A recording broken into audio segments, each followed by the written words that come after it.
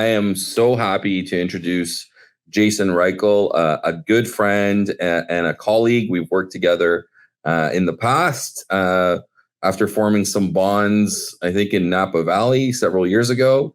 So he's going to tell us about why the repeatable sales process is dead, and I can't wait to hear what he has to say. Welcome, Jason. Thanks, Gary.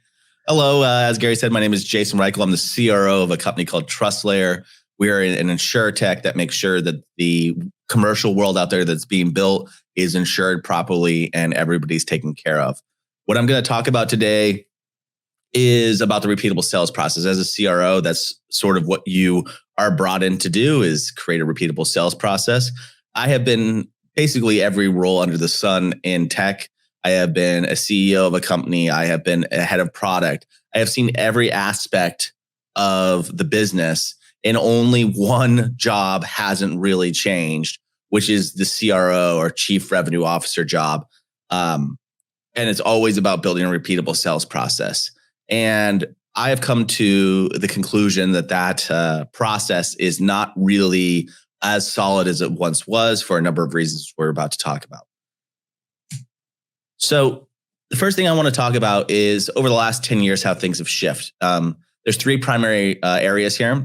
Is one, everyone's heard of the challenger sale if you're in sales. It's the idea that the biggest enemy of a salesperson is status quo.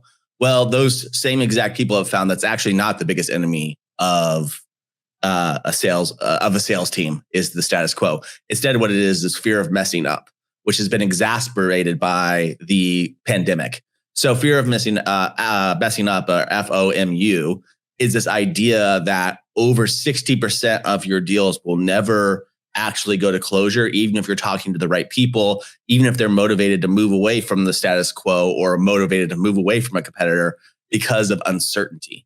And because of uncertainty, and because people are so good at hiding uncertainty, it actually makes the sales cycle much, much more difficult. And the stat that I pulled up here is 60% of people don't buy because of indecision, which is a big number. So we're all fighting over about 36% of any sales, where people are actually against the status quo, where they are not frozen by indecision. And I think that's a big thing that we're not talking about right now in sales. And there's actually a great book about this called The Jolt Effect that I recommend everyone reads. The second thing is the rise of RevOps. So through the rise of RevOps, teams have seen 36% more revenue off each client, which is an imperative because only 15% of sales, 15% has dropped from net new business. So we needed mechanisms to actually get more LTV out of each of our customers because new business is down. And the most predictable version of any of these pipelines is net new business. For prove to me that if you spend $1, you get $1.50 out. Right. But with net new business being down so much across the board in tech and almost every other industry, you have a lot less of a repeatable process. And the last thing is basically one of the main ideas of a repeatable sales process is that you understand how to delight a customer. But more than ever before, in a survey that was done last year by Salesforce, 86% of customers say they're disappointed after they buy something. So we aren't even being given the opportunity to delight a customer, which means you can't even really build a process that shows the customer how to be delighted. And so all of these three factors are going into the sales process being dead. When we move forward here, what's the hot take mean? And I've sort of been talking about this as we go, but you have to create a certainty for your customers, make recommendations, be a trusted advisor, listen for signals.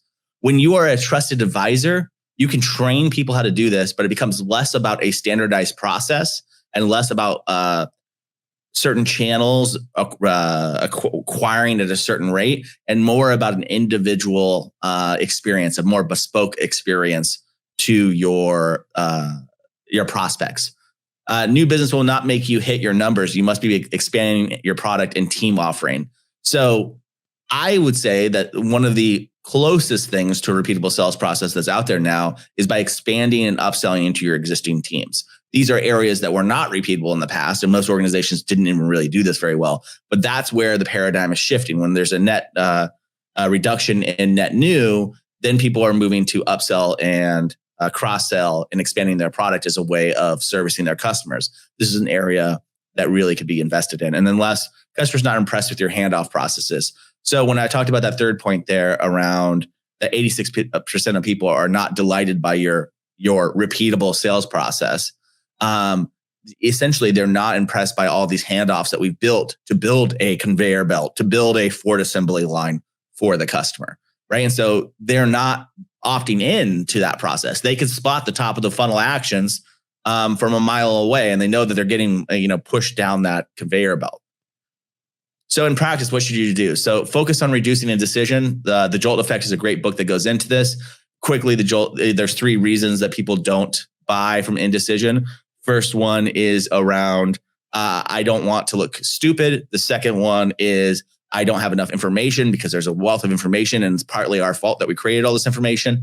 And the third is that someone doesn't want to take the political responsibility if they're wrong. So these are the 3 kind of indicators of indecision that you should be looking for. And there's methods and frameworks for how sales teams can navigate these successfully and outperform their old selves. So this indecision thing is going to be a big thing. It's going to be the kind of next sales thing that people are talking about, I believe, because what it allows you to do is have outsized results, sometimes double of what your previous conversion rate was.